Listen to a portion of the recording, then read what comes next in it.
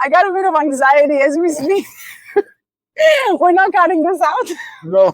You too, right? Yeah, that was the moment. Holy moly. Welcome back to another episode. My name is Alex. I'm on the Outro podcast today with Ioni. Hello, Ioni. Hello, Alex. When somebody's feeling anxious, how important it is to take care of your body, your system, your day-to-day balance. What could you say? Anxiety and wellness is not my niche. However, I have a personal experience with it. And because you reached out and you did that call, that is the reason why I wanted to support you. So kudos to you, because with technology now and social media, we're missing out on these human connections. And that is also linked to anxiety and wellness. So big kudos about how you reached out. Thank you. What have you gone through when working, just in general, having those anxiety moments and feeling just overwhelmed? Yeah, so the topic of anxiety on my end is something actually very new. The people that I want to talk to is people who identify as high achievers, high performers, the entrepreneurs and business owners who identifying as being doers. Those are the people I want to talk to, because oftentimes those individuals, and I relate, I identify as a high performer, they have a hard time sometimes realizing that they are going through anxiety. And an entrepreneur usually has started a business because they're so passionate about what they want to create more than they want to care about life-work balance. Right. Which leads us to my story.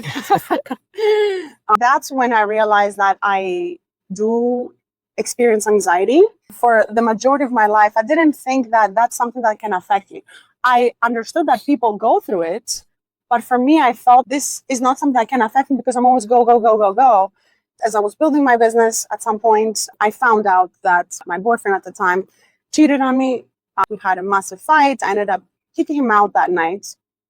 And I ended up staying up from, I think it was like 3 o'clock in the morning until 7 o'clock in the next day. I was awake. And I remember, sorry. This is the most eventful podcast I think you must have had. Most possibly. Most possibly. Me too. And my heart was racing. I had a hard time breathing. And I remember at 7 o'clock in the morning, I was interviewing for the agency. And I remember my heart was palpitating. I had a hard time, like literally breathing. And so I had to really talk to myself in that moment and calm myself down. You have to really apply this self. You have to be in your own space, like away from like for me, like when I go through it myself, like I have to be in my own space because like nerves and anxiety and your heart beating, and after a long day you come home and it's like, oh my God, there's so much going on and everything in one together. It's like, oh my God, what is happening? Yeah. It's a lot. Yeah. For me, what helped in that moment is like self-talk. Like, calm down. Okay, let's breathe. I had to really walk myself and guide myself to breathe and to say, I'm safe. I'm safe. Like, I know it sounds maybe silly, but that's what helped. And I was able to show up at that call. And I remember as soon as that call ended, I broke down because I'm not an expert, but I feel like anxiety is almost like your body has kept so much pain, so much pressure. It doesn't know how else to cope. And it manifests in maybe like body ache or shaking or palpitations. I feel like it's something that's been trapped in your body. Right. How has anxiety manifested in my life? It's not tied to my job. Anxiety is not tied to my job. It's a consequence of people in my life who do not understand my job. Example. So relationships is a big one. Hold on, I got a bit distracted. Yeah. Yeah. You know. Yeah. So I got a bit of anxiety as we speak. We're not cutting this out. No. You too, right? Yeah, that was the moment. Holy moly. Oh, let me just say that was just a moment. Holy crap. My heart just went. I know, me too. I was like, am I gonna run right now? Am I both? Okay, so hold on. I'll answer your question, but I want to give context as to what just happened. We are in Dorchester Square, downtown Montreal. Yeah. And unfortunately, this area does attract people who have been in a bad situation in life. Maybe they're homeless, maybe they are drug addicts. And as we sat down and we set up this a place. We even said, I want our phone and the tripod to be closer to us because in case somebody runs and steals it, we're gonna be ready to like go after them. That was close. And literally just now, somebody grazed by the camera, grazed, and we're looking at the camera, and I was like, okay, no. You're talking about what you don't want. I know, man. Okay, we got derailed, huh? But before I answer, because I want to talk about the experience, how do you feel right now?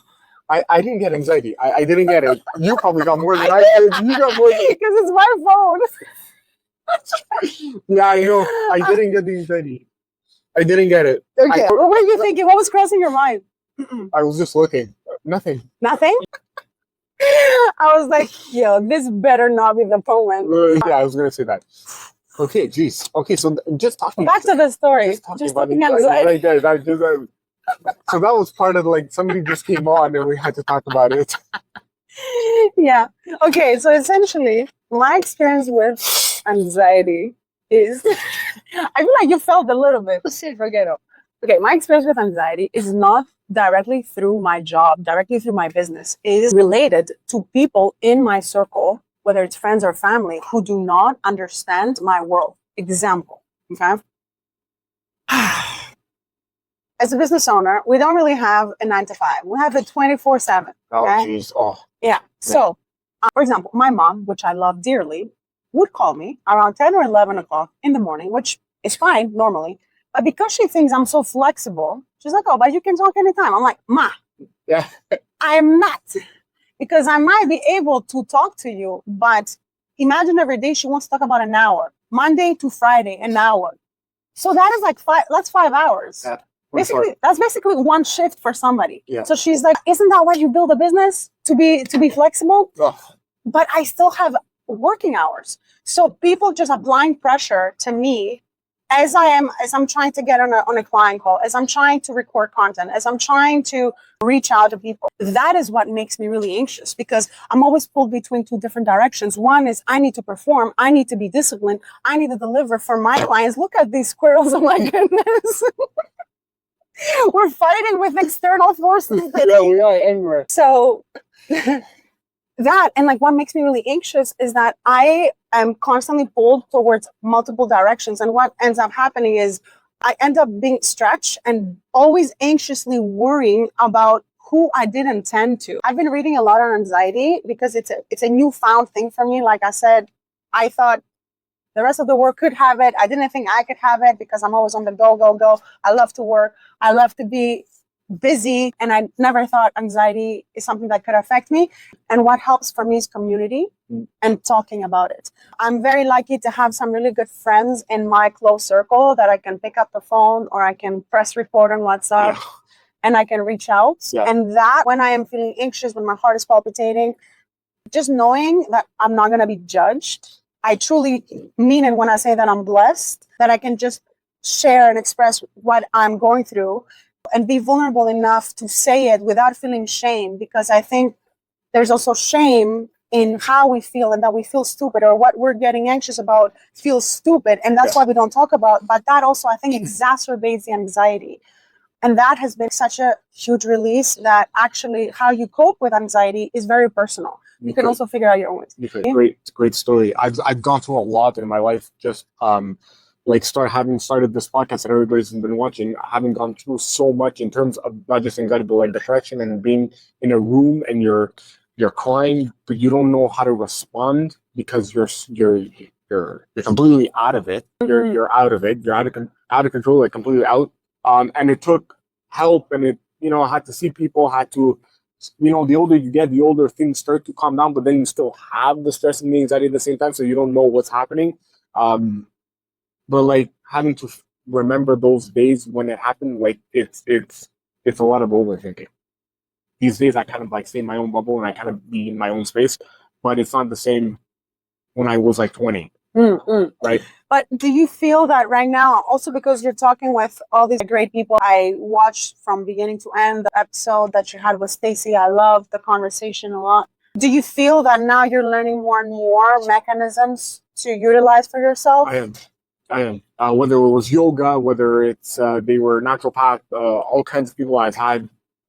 There's a lot that I've interviewed, and a lot of them have helped. Okay. Obviously, In the moment, though, in the moment, how do you cope? I know, like going through anxiety. flipping. I'm interviewing the interviewer. Yeah, but like in the moment, yeah. How do you cope?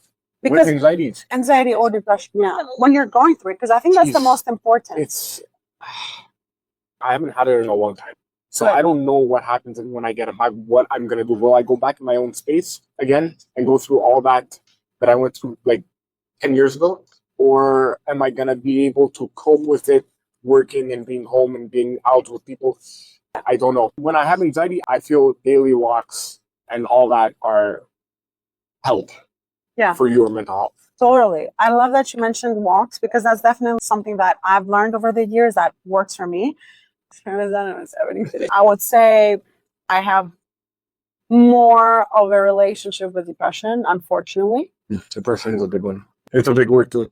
It's a big word. What helps me, because I truly believe after done therapy, after studying loads of literature on the topic, talking to people who go through it, watching YouTubes, reading, there's so much.